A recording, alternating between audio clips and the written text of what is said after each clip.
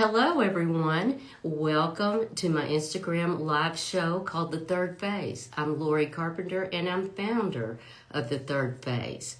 This is a place where I go live every Tuesday at 12:30 Central Time, and I will be bringing you information about home, health, and wealth, things that are important to us during this phase. And if you're 60 and plus, maybe like me, and you're dealing with maybe caring for your aging parents, family members, or you have children, grandchildren, which are the best, I'll say, but we also have full-time busy jobs as we're dealing with this phase. So we're going to navigate this together, and I promise you it's going to be fun, fulfilling, and purposeful. So grab your lunch, grab a friend, and let's dive in. I'm excited about today's guest, which is an author of a new book that's coming out, and he is a renowned neuro-architect. Richard Fleming will be joining me soon. Let me see if I can get him on. I do this every time. So let me see if Richard is here. Let me search for him.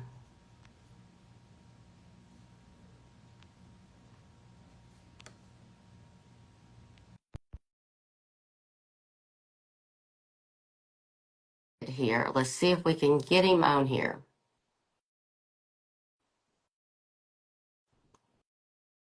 Richard, are you there? We did a practice run earlier, I will tell you, and he come on immediately. So let me see what's going on. I may have to jump off and get back on. Oh, he's joined. Here he is. Hello. I was afraid we was having technical difficulties here. I love that. Well, thank you. It's so good to see you. You too, Richard. I am so excited to have you on here. This is going to be so meaningful to so many people in our phase. So, can you tell us a little bit about yourself? Absolutely.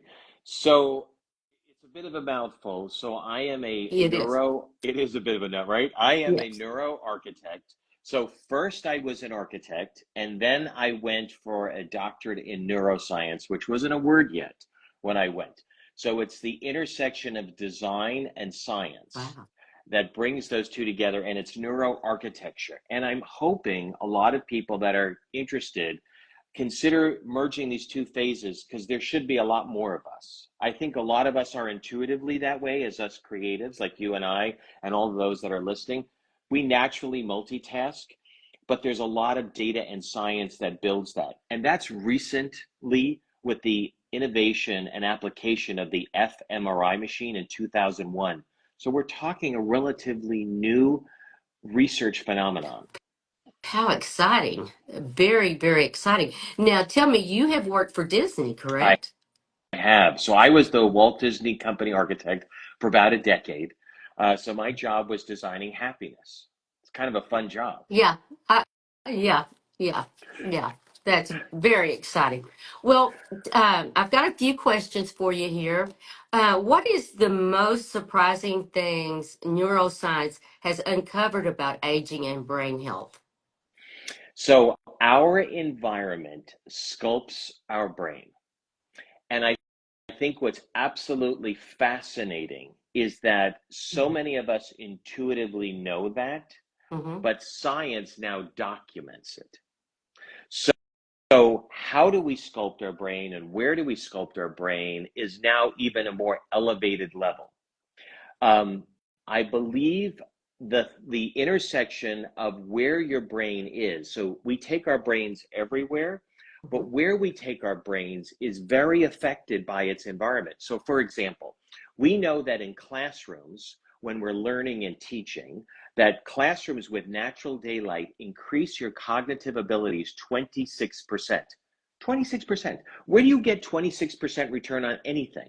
Right? Right. So just sit yourself down, push your desk in front of a window and learn. right? The environment is boosting our brain. If the natural daylight has views of greenery, it's 28%. So we see that in education, that we know the environment affects the learner, but in architecture and interior design, we don't calculate that. And it's a tool in our toolbox. Wow. Wow. The greenery, well, even in a home, biophiliac is such a big thing. Just having plants in your home. Huge.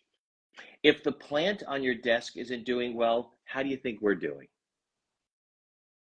I need to look Right? at my I plants. know. Okay. Are there neurological differences between people who age vibrantly and those who don't? Yes. Um, then, so it's called cognitive reserve. Cognitive. Cognitive reserve. And so for Mm-hmm. those of us listening, this is fascinating, cutting edge research. And think of it as like your brain's backup battery. Mm-hmm. So those of us who have had mental activity, social connections, and are curious build a buffer to illness, dementia, and aging. So if you look at two similarly aged people, Mm-hmm. and one of them has had an incredibly stimulating profession, curious interests, social connections, and you look at the other person that has been more isolated or insulated and so on and so forth, even though they're aged exactly the same, they have built a buffer towards illness because of their curiosity, because of them socially connected, and because they have made more of a mental exercise. So I always say, when you used to get frustrated, you get lost. I don't know. It's like Yeah. maybe it's me and my wife. I don't ask for directions, right? And I'm wandering around, and Well, my wife says, you're male. I know. Exactly. Exactly. I'm male. I know. I say to my wife, I'm actually boosting my brain. I'm getting smarter. Yeah. Because when we get lost, we create new pathways. So, for example, like when I'm driving home, our brains go into autopilot. We Mm-hmm. don't even notice it. But if you're driving home and the truck in front of you drops boxes of ping pong balls and they're bouncing all over the road, you are going to be fully alert, fully aware, and those are called neurotransmitters. And you're going to create all these sparks where you're going to remember that drive, that day, that moment. And in fact, notice all the ping pong balls where they go, what are we doing in our daily routines to drop the ping pong balls? Wow. Right? What are we doing? So we might investigate, like you're in High Point, right? Right. So you're out there exploring, touching, checking out, lifting up the tactile. We learn through Yes. touch.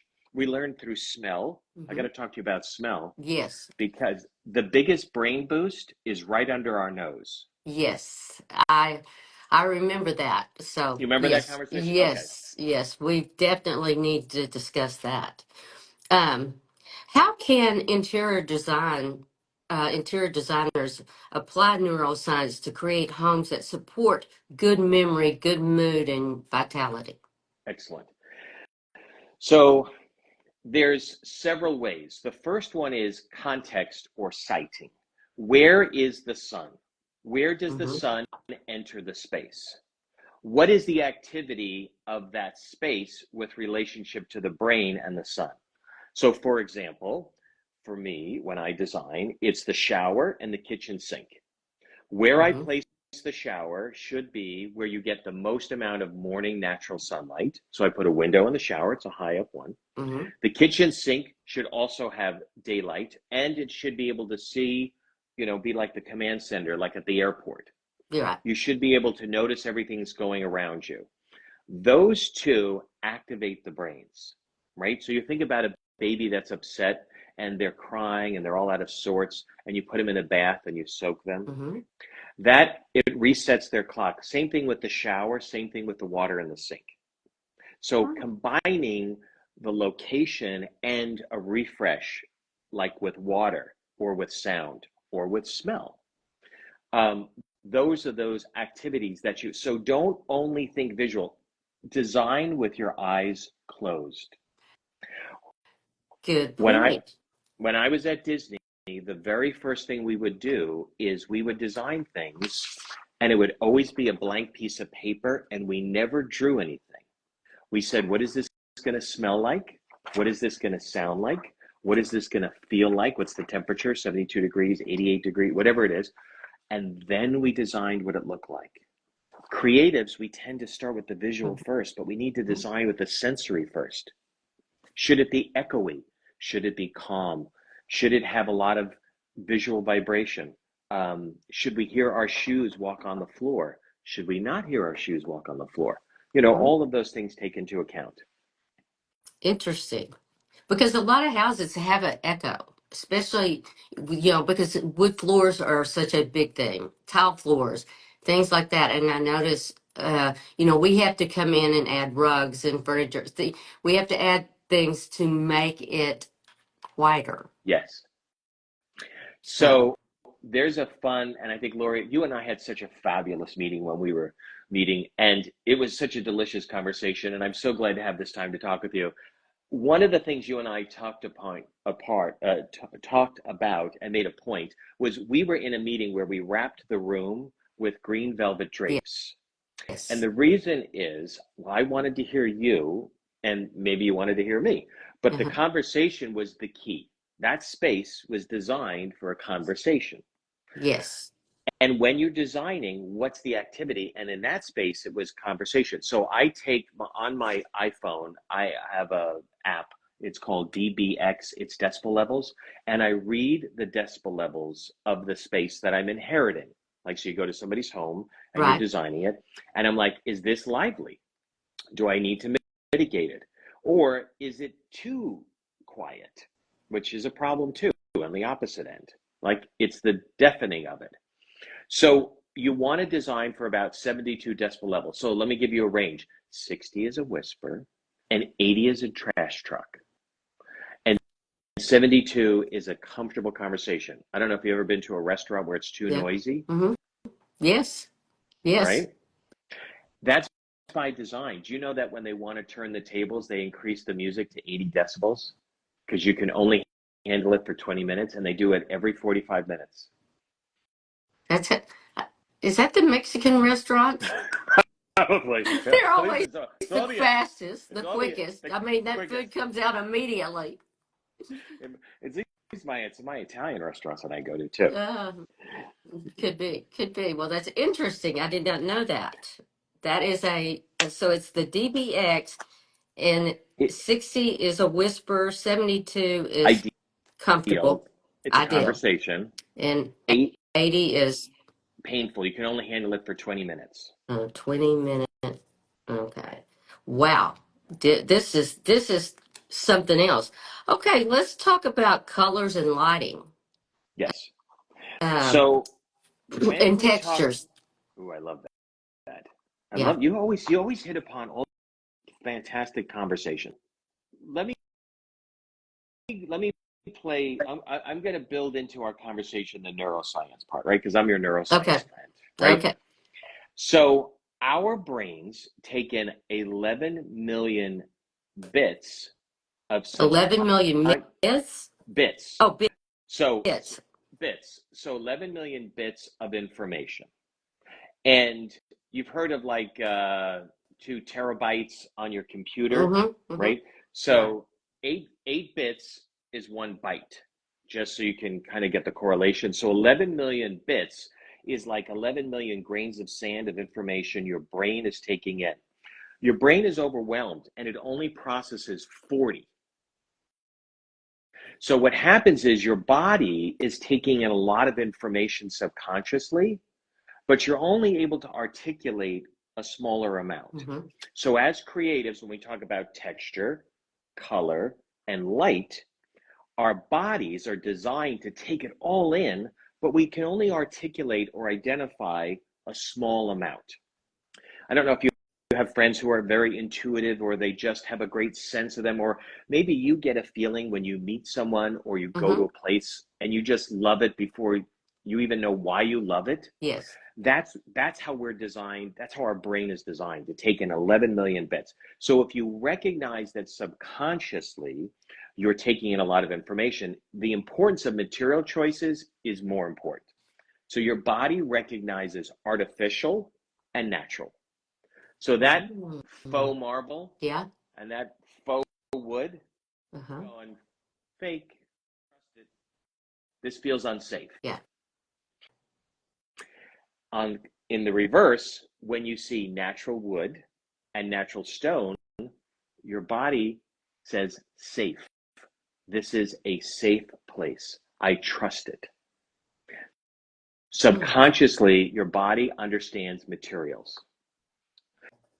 So if you just can acknowledge that, I know it's hard to articulate to our clients, but if you can acknowledge that you're taking in a lot more subconsciously than you are consciously, then you have to recognize that in design, the texture will matter, or the mixing of soft and smooth and silky and nubby material choices, natural, organic, the finish, luster, sheen, matte, you know, wire Mm-hmm. brush, Mm-hmm. all of those things come into effect. Natural daylight.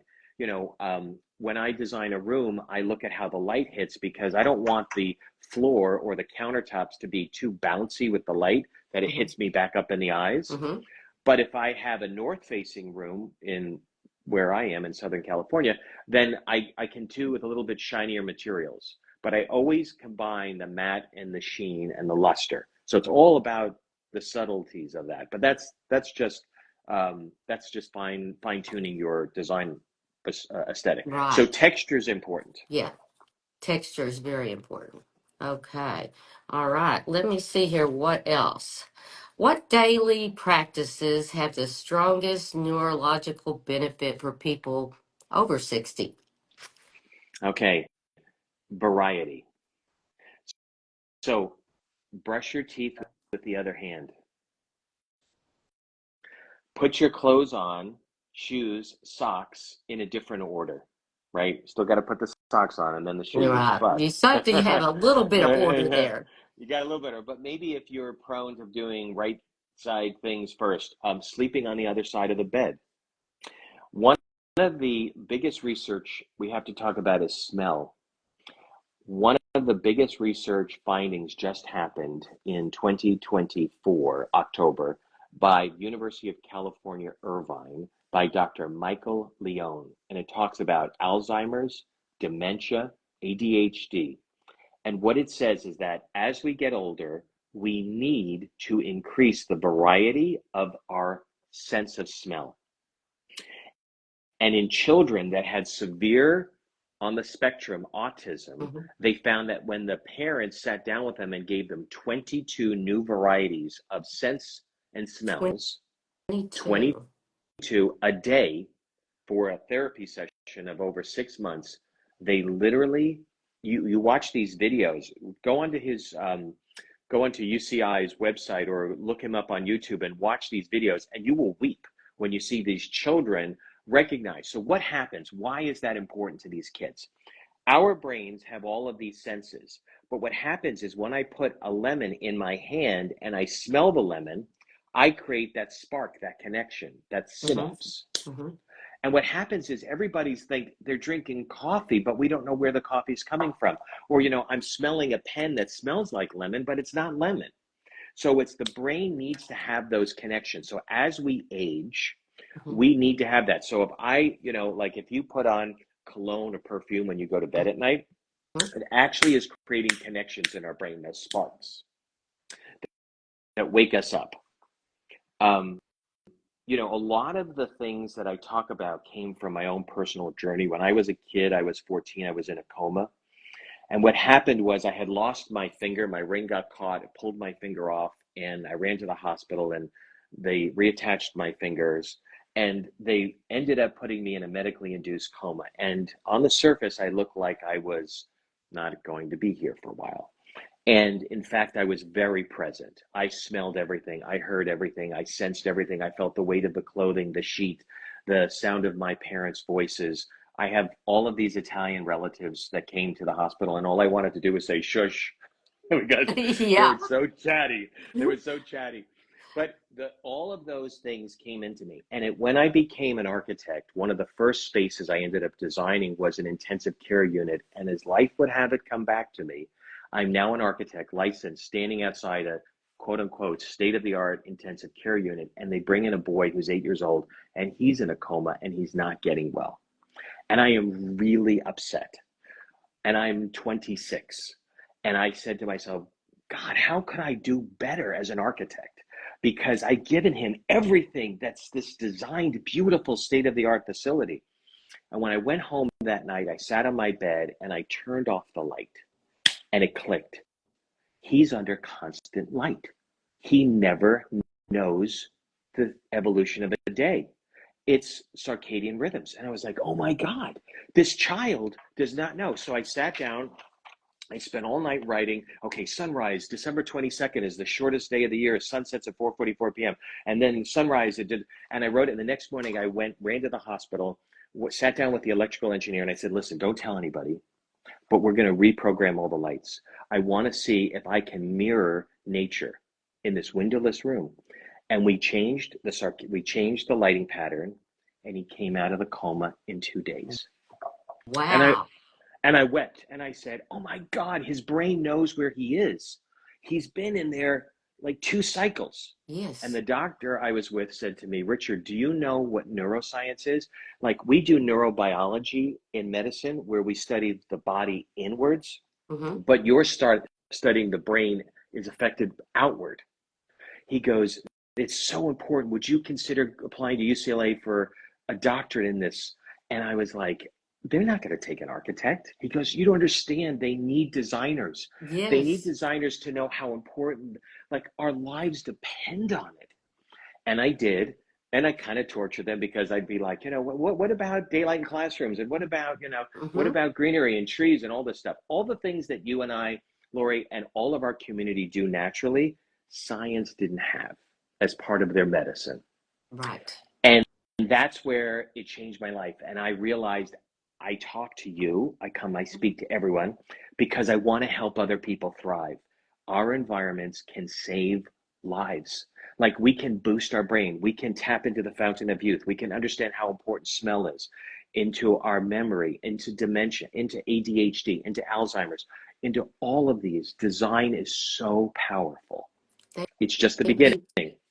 Thank you for saying that because I am learning so much about that. And there's like assisted living facilities and hospitals.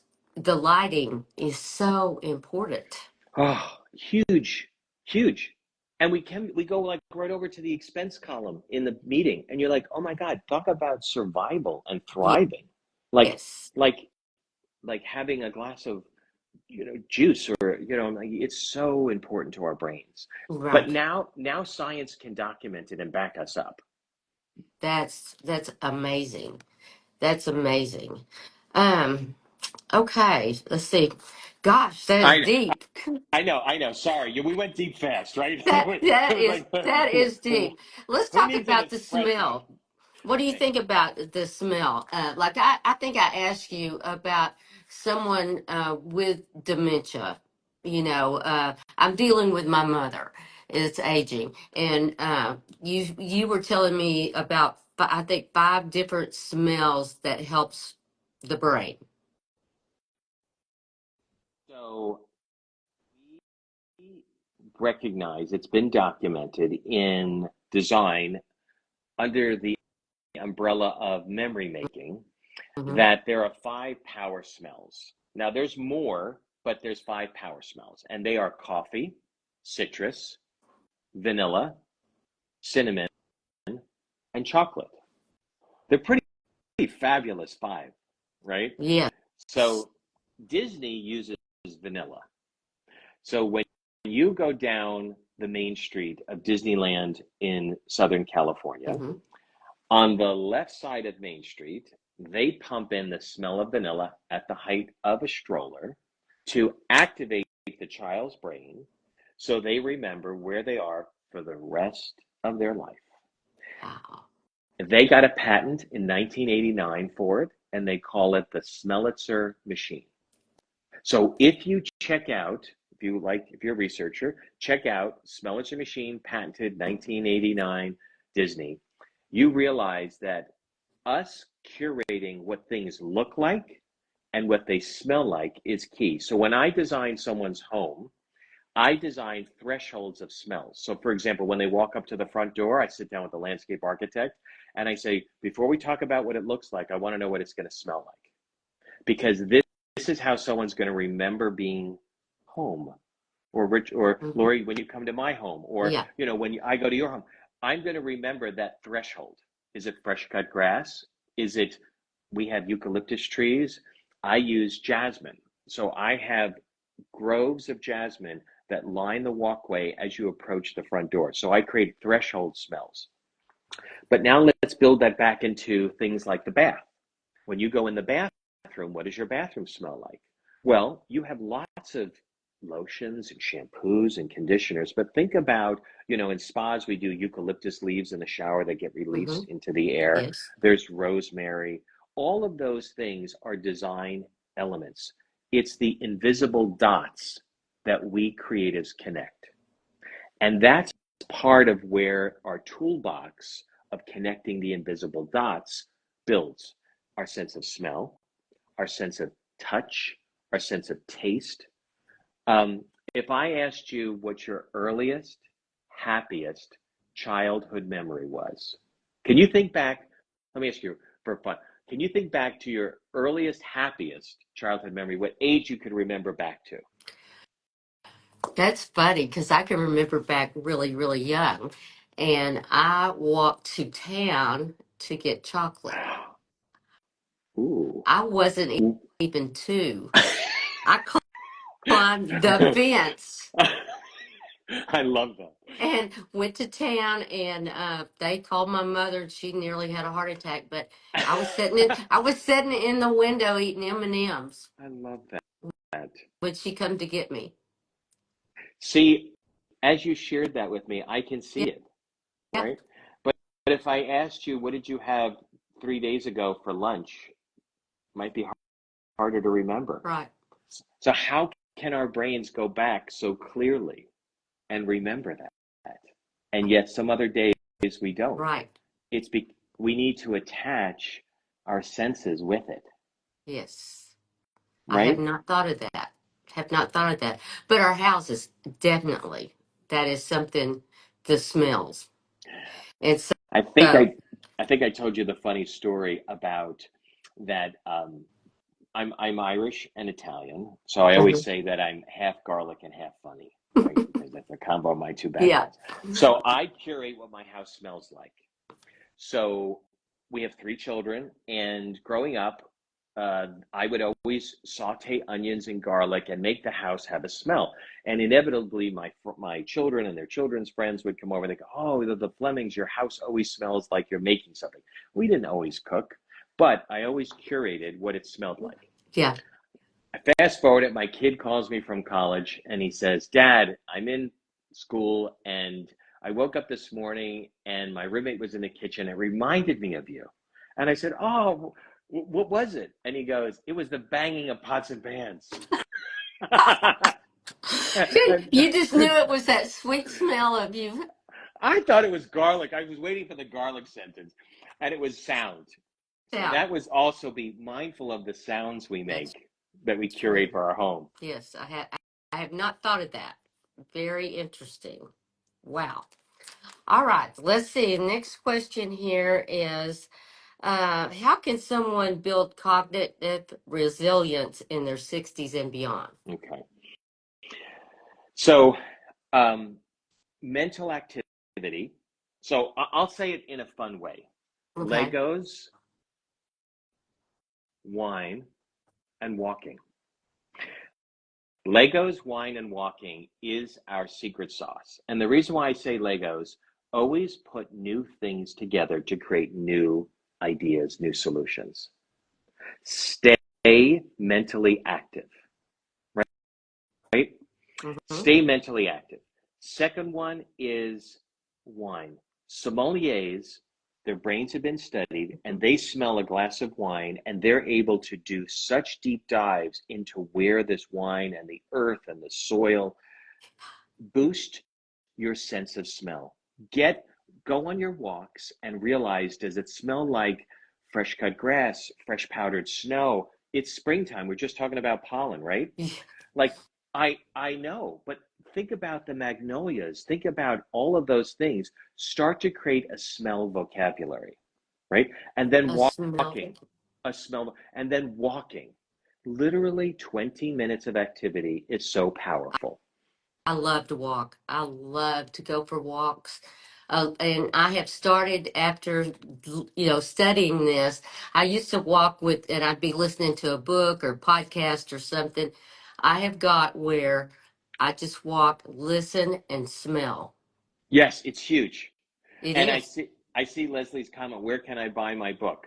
Right? She's so sweet in there. Yes, yes, yes. And that was She's just something else I wanted to get to, is about your book. so sweet. Thank you, Leslie. So I want to help you thrive. So I put together a book that's going to be available on Amazon, and I'm just recording it in Oh, Audible book as well. good. I can listen to that one a Yes, while. we can walk and talk at the same Yeah, time, or at least I can talk and you can walk. yeah. But it's called Connecting the Invisible Dots by Richard Fleming, Neuro-Architect. Connecting the invisible dots is about the idea of how do we put things together that create that spark? How do we boost our brains? How do we develop, design, and strengthen that vocabulary? Those are the things that are happening. Connect the invisible dots is a very powerful conversation about how our environment affects us from the outside in. And that will be available on Amazon, and it will be an Audible, it'll be a softcover book, and it will be a hardcover book. Okay. Yeah. So when will it be available? So it's coming out in 2 months. It was coming out a little earlier, but then they asked me, they did an AI voiceover, and they said, we like your voice better. So Good. I'm recording the Because book. I was going to say, I always love it when the authors read their books. Where I get more excited. I'm like, I love this part. You got to read this part. Yeah. Well, and that's what I notice is they can really emphasize the important things, you know. Yes, Now, on a novel or something, it doesn't matter. But something like this, and you have that great voice that projects, and you're excited. I am excited. Yeah. I'm excited. I'm excited because, like I shared with you, I feel like this picked me. Like I didn't ever ask to be in a coma. I didn't ever ask to be to come out of this. But I learned so much through this journey that it should not, it should go beyond me. There's Yes. 150 neuroscientists right now, Mhm. neuro-architects in the world. We belong to this small group. There's 4 million architects, 35,000 neuroscientists, and 150 neuro-architects. It's too small. We need that now. My goal in life is the room should be so big we can't be in one photo. And if one person like you in your platform, in your heart, you can share this, then a kid in school will be like, hey, I'm going to take chocolate and peanut butter and make Reese's peanut butter cup. I'm going to be an architect, interior designer, and neuroscientist and put the two together and help us. We're Yes. craving it. Yes. I totally agree. I'm not sure I could be a I think you could. neurologist. I might could be the architect, but I'm not sure about that. Well, Not sure. I think so. Neuroscience is about learning. I feel like you're an active learner. You're there naturally, Yeah. you know? I am learning so much from this third phase that I'm dealing with. I still have, I have my mother I'm helping take care of, and children, grandchildren, and still working full time. And Oof. it's a Wow. challenge. It It's is. a challenge. And, having a lot of this, knowing this, the smells, the things we can do in our homes to make our lives better is so important. So Mhm. important. And taking your brain with you, that idea that you now go on a Yes. walk, Hmm. it's like being in the airplane. You got to put the oxygen mask on yourself first before you can help others. And don't forget about you, Lori, as you care for Right. your family, your grandkids, your mom. Hmm. Yeah. Yeah. Yeah. You have to do that. And I think sometimes that's my walks is just to do that. But I've from all the pollen, I've gotten sick. So I know. Anyway, or I sound bad. I don't feel bad at all, but I just sound, hoarse and stopped up. And every once in a while, I'll start just cannot stop coughing, Yeah, and then it'll clear up. But I've noticed in the showrooms here, if I go into rugs, the yeah. fibers The fibers and get it. stuff. Mm-hmm. Mm-hmm. But anyway, I am so excited about your book. I cannot wait. I've had it on my list and I'm watching for it. Thank So you. I will be sure and let everyone in our group know when this book is available I would love because it is that. well worth it. Well, everybody will need this book because it has just blown me away all the things, that monogram showroom that we were at KBIS in Las Vegas, they touched all the senses. So now every showroom I go into, I think about that. Yes. And I went into one here at High Point and told them, I said, y'all have hit all the senses except the sound. They would not let them pipe music in Mm. Mm. into their booth. It was kind of an open air type booth and they wouldn't allow it. And I said, but you've hit the visual, the textiles, they had florals, they had candles, they hit all the senses. It was wonderful. And, once you know that, you, you can't unsee it anymore. No, You can't unfeel it. And it is so important for everyone to have that in their lives. it's huge. You're right. It is. It is. Well, I want to thank you for being here. I've kept you longer than I should, but I could talk to you for days. I This feel the is same so way. so exciting. And when your book comes out, I would really love to talk to you again Yes, please. about some of the aspects of this. I, If we could I would be honored. It'd be a thrill. It'd be a thrill to share it. I'd what love to know your feedback too. yes, What you think. okay. And I do have a Facebook group called The Third Phase. Ooh, And yes, be sure and join it and they will put in questions there that may need answers. love that. So would love for you to be part of that group for my people or even for myself Yeah. because I have learned so much and I appreciate you bringing this to us, this to the forefront. The third phase is the best phase. It is. It's the best phase, but it is a challenge. And, and I'm thriving to make it fun, fulfilling, and purposeful as we live this vibrantly. Yes, I agree with you 100%. And I think it's important to make ourselves uncomfortable and get out there and get lost and explore and be curious and take in all our other senses I'm and close our eyes and going to take it start all in. using my left hand more. Yeah, I am exactly. so right-handed. I'm going to Yeah, start using my left hand. I'm going to start doing different things. yeah. And you know what? I'm getting my We'll grandkids' switch it. Legos out and leaving them out all the time. Exactly, exactly. Step on them.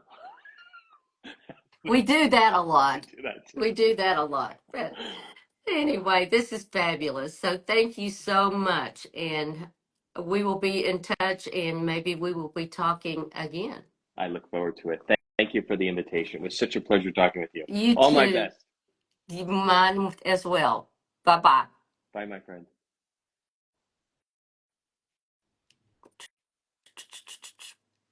I can't get off. Sorry. Me too. I don't know why. It did this to me one other time, so I'm hoping it is nothing serious.